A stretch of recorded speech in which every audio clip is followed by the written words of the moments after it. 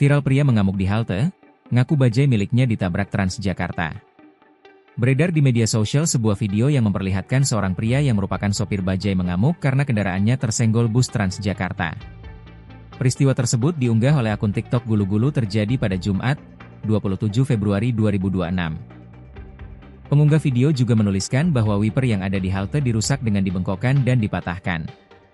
Pengunggah video mengungkapkan bahwa bajai yang bersangkutan berhenti di jalur lintas di sebelah kanan dan posisi halte berada di bagian kanan. Pada momen itulah diduga terjadi insiden bus Tanjung menyenggol bajai milik pria tersebut. Tak hanya merusak wiper bus, pria tersebut berusaha untuk melempar cincin ketika penumpang akan menjelaskan. Bahkan selain adu mulut dengan petugas wanita di halte, tampak di video bahwa pria tersebut sempat melakukan kontak fisik.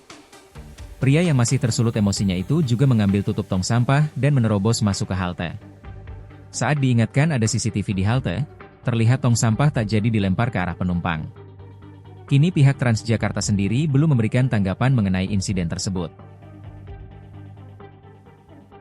Download Tribun X sekarang, menghadirkan lokal menjadi Indonesia.